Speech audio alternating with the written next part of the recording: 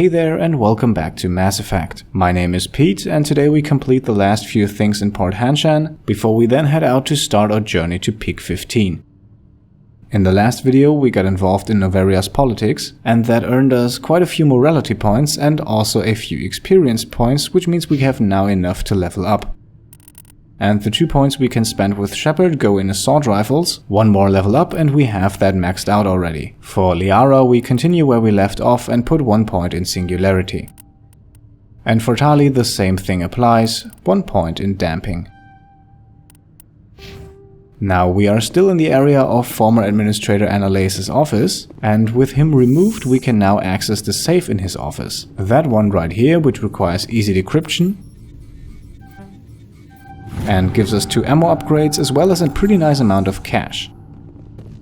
With those collected we can now also have a look at the items that we recovered in the Synthetic Insights break-in, and I would like to direct your attention towards the Tsunami 4 assault rifle, which is all across the board by far better than everything we have and will therefore get equipped immediately. With the tungsten rounds we will also switch back to anti-synthetic rounds, and off screen I've done that for Tali and Liara as well. And with that out of the way, we can now return to the merchant Opold, who, if you remember, a few episodes ago asked us to smuggle for him. We solved that smuggling quest a tiny bit different than he might have wished for, but we should at least have the decency to tell him about it. I imagine he will not necessarily be amused. I heard some of the guys were ransacking Synthetic Insights. Captain Matsuo didn't order that. Greetings, Spectre. Have you brought the package? Actually no. We did things our way. I sold the package to Inamorta. The other did what? The Spectre has betrayed this one? The Spectre has cost this one much. Perhaps more than you know. This one's livelihood depends on that income.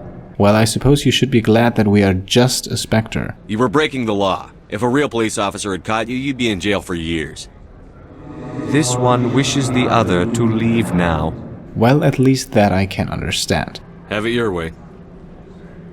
And now we have squeezed about everything we can from that quest line. However, speaking of squeezing, with the whole business surrounding Administrator Analysis, Gianna Parasini and Lorik Keen concluded now, there is still one more or less involved person that we can talk to. And for that we will quickly fast forward our way through an elevator and back to the docking bay and Captain Matsuo. Commander, I'm glad you stopped to talk. I wanted to tell you how unfortunate it was that Analysis-sama was caught with his hand in the cookie jar. Rest assured, I bear you no ill will. Now, I don't like to do this, but the 2 renegade points are just too sweet not to pick up. It doesn't matter if you approve or not. Bluntly stated, but not untrue. As a Spectre, you can do as you see fit. I only request that you limit the number of disturbances you provoke. I would consider it a favor. Well, we can't make any promises, but we will certainly do our best. I don't intend to make life difficult for anyone. I appreciate that, Commander. If you will excuse me, I must file reports on this incident. Good day. Okay, that's 2 renegade points. We could have of course also picked the Paragon option. However, renegade decisions that are free of bad consequences are pretty rare in this game, so we will take those we can get. And we can now go all the way back to the garage, and since we've gone this way a few times now, let's slightly speed things up. I heard the administrator's been arrested. Any chance you had something to do with that? Oh really? What would make you think that? Why do you ask? Read it where it's due. There's a lot of corruption here. Maybe this will rein it in a bit. So what can I do for you today? Apart from that short conversation, not much actually. I have to go.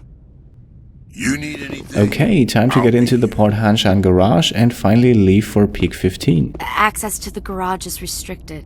Well, we went through quite a lot to get one, but we have a pass now. I have authorization. Excuse me. Yes, that's genuine. Drive safely. The weather's supposed to be pretty bad out in the Alutsk Valley.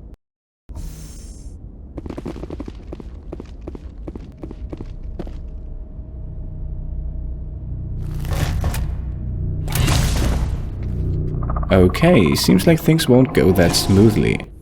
To get started, we can get a few bonus XP and hack the Mako here. After that we are able to use the Mako's main cannon, but killing with this of course lowers the amount of XP we get, so we won't do that. Instead we can put a warp and sabotage on the Geth Stalker and then regroup over in the corner here. The Geth Destroyer here already took a bit of damage from the Mako, now we can use Throw, remove the last bit of shields and get rid of him.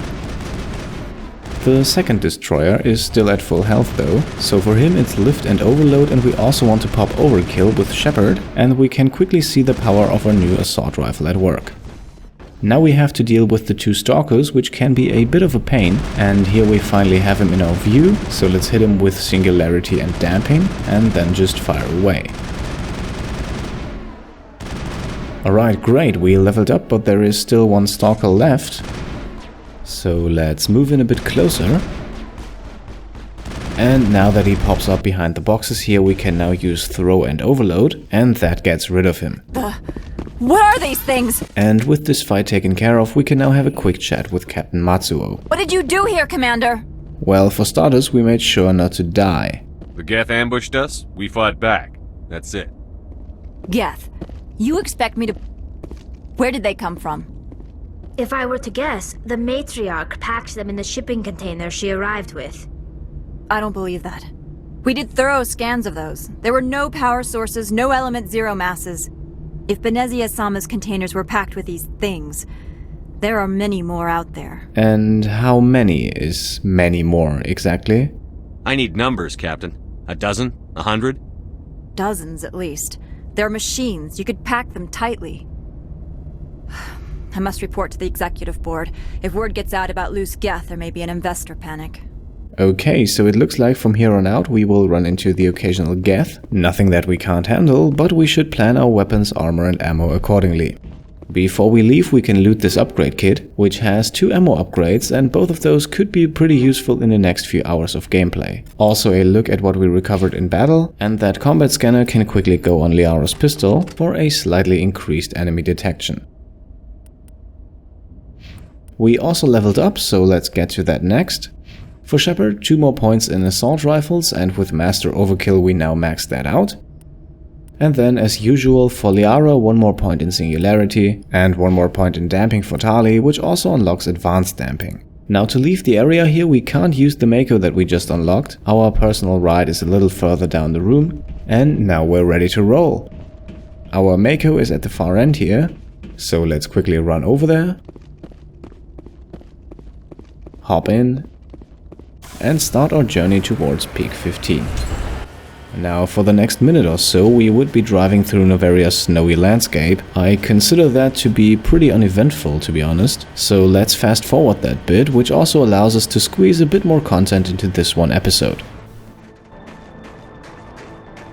Okay, we have now reached a broken down vehicle with a crate next to it, and inside of that crate we find some weaponry. Nothing extraordinary, but at least the sniper rifle should be kept in mind. Now back inside of the Mako we go, and on the minimap you might be able to see it already. In a few moments we will have our first firefight. For the moment, however, we can stay inside of the vehicle and work on the turret in the back. We can apply the same tactic as many times before, position ourselves sideways, rock back and forth, and when we have the turret at low health, step outside and go for the kill. This gives us maximum XP and also keeps our squad relatively safe. Now the next bit is a bit more challenging because we have 3 different sets of Geth troopers against us. They should be lured out of the tunnel as much as possible, so we'll use a throw on the first one and then overload on the second one to start things off here. Then we can also get a sabotage in there and also use our throw ability on the trooper in the back. Then we take out the first trooper, activate overkill,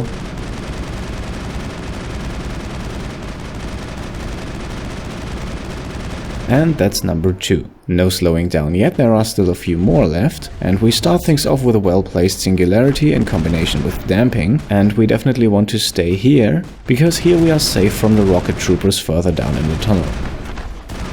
Okay, 1 more use of Overload, quickly followed by Sabotage, and that's already 1 enemy down, a bit more fire, and here goes enemy number 2. Now we need to get back inside of the Mako, because as you can see on the bottom right, the hazard meter is filling, and with that filled, Shepard's health goes down continuously, obviously something we want to avoid.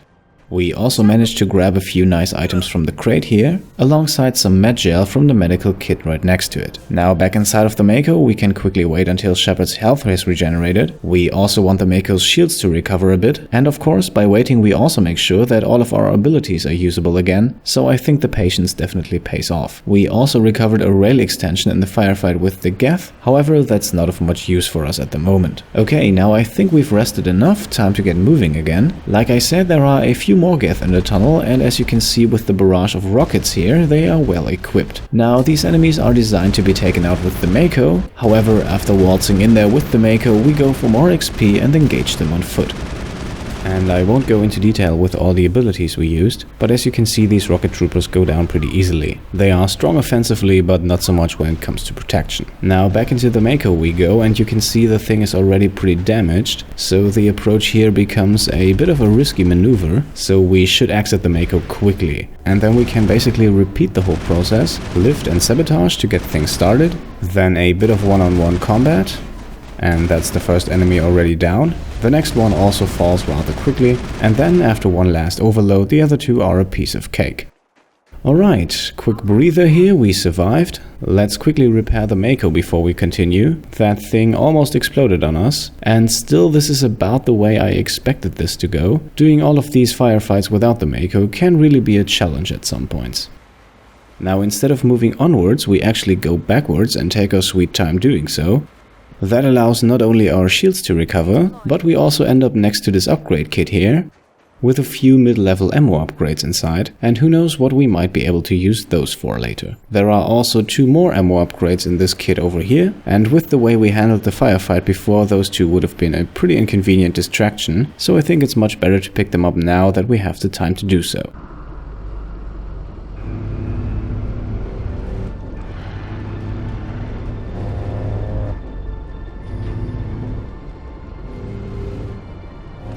Okay, back out of the tunnel, and it seems like the waves of Geth enemies does not stop. This time it's a Geth armature accompanied by 2 more rocket troopers, a pretty uncomfortable combination if you want to take them out on foot. After all, the armature can one-shot kill us all. But then again, the rocket troopers fire at such a high frequency that staying inside of the Mako is actually not a good idea either.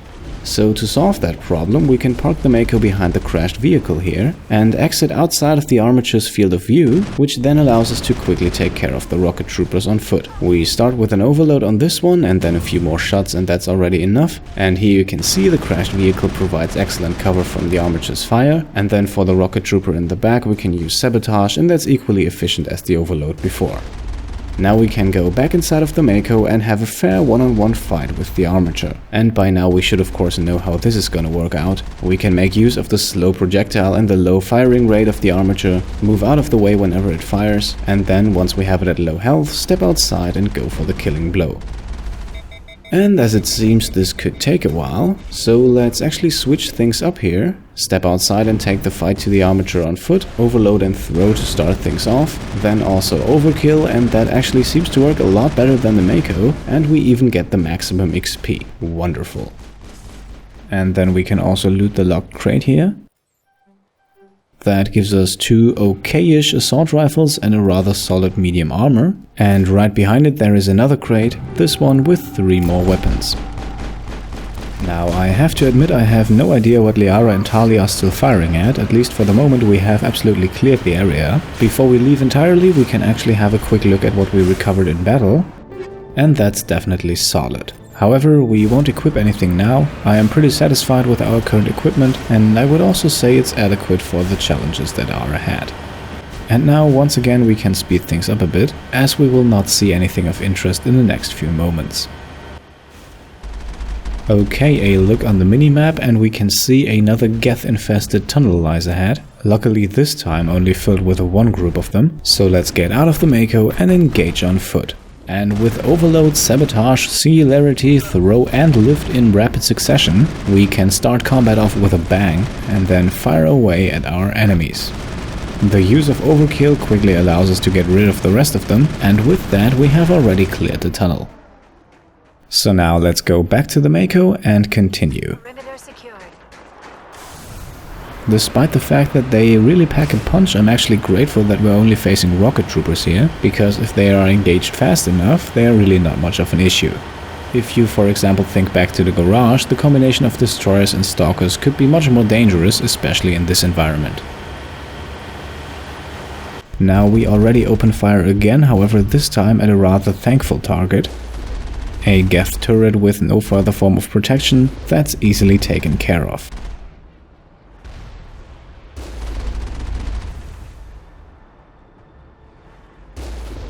Turret at low health, so let's step outside and get the kill. Wonderful, and on we go. And back inside of the Mako, I quickly noticed that there is a medical kit that we almost missed in the back there. So let's quickly grab that, even if it's just for the sake of completion, and then we can proceed. And as we begin to see the Peak 15 facilities in the back, we speed things up again. For the remainder of our journey here, we will now face the occasional turret from time to time, and I think we will just fast forward ourselves from turret to turret until we then finally reach Peak 15 itself. Okay, second turret up ahead. Once again, not much of a challenge. The old tactic of rocking back and forth works just wonders here, so we can slowly chip away at the turret's health.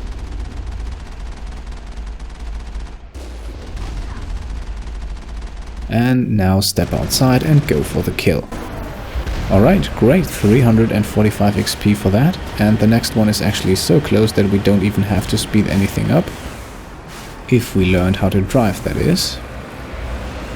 And there you can already see it in the distance, so let's begin the procedure one more time. That went quicker than expected. Now back out of the Mako, and there's one more kill to grab. Okay, back inside, and this time we speed things up again. The next turret then awaits right at the entrance of Peak 15.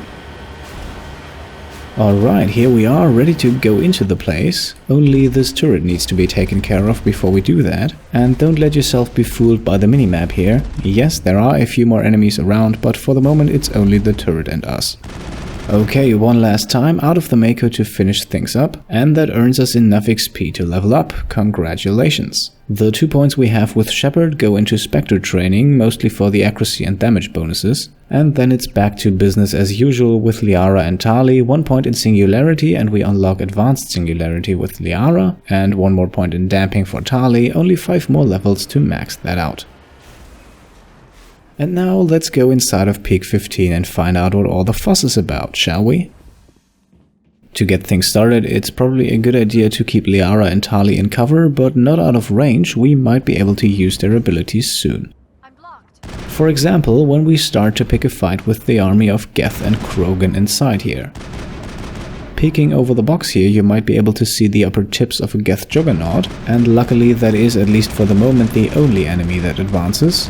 And with overload and lift we can render him relatively harmless and then make quick work of what was possibly the biggest threat in the area. Compared to that, the repair drone is not much of a challenge, as you can see here, and now we can actually take our first steps inside of the room and engage the Krogan on the left balcony here. We start things with sabotage, throw and overkill, and then we just blast away until he falls. Lovely, now the only enemies left are 2 more Krogan. However, these two behave a little bit different to the Krogan that we're used to, as they comfortably sit back at the end of the room here and do not engage. And as you can see on screen right now, I quickly equipped some incendiary rounds on Liara and Shepard. We don't have any for Tali, but the anti-personnel rounds work just as well. And with that quick change, we are now much better suited to fight organic enemies, so let's get things started with these two. Singularity and Overload to start, after all they're nicely huddled together. Then, after a few rounds from the Assault Rifle, 1 round of Sabotage. And to keep the Krogan on the left out of the fight, we can use Throw on him. Now it's a good time to pop in both Shield Boost and Overkill, also Lift on the guy in front here. And that's 1 enemy down. The other one conveniently places himself next to a cryo-containment cell, making things a lot easier for us. Warp and Overload as he comes around the corner here, that also takes away a big chunk of health, and then with the last few seconds of Overkill and Strength in numbers, we managed to take him down. User alert. All Peak 15 facilities have suffered a great deal of damage. Biohazard materials present throughout facility. Virtual intelligence user interface offline. We'll need to get the reactors back online. Alright, time to grab our first loot inside of Peak 15. Some nice weaponry and a very nice piece of armor. We will have a look at that in just a few seconds. Before we do, we can run down the corridor here. There is an upgrade kit at the end. 2 ammo upgrades inside, we can always use those, and then we can go through the door here. Why are the turrets facing the wrong way?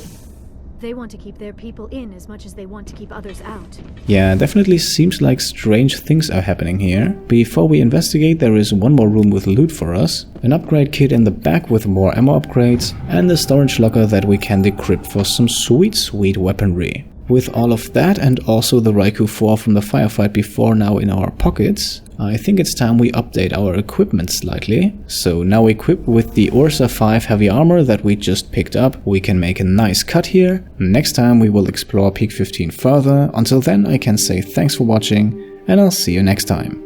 Cheers.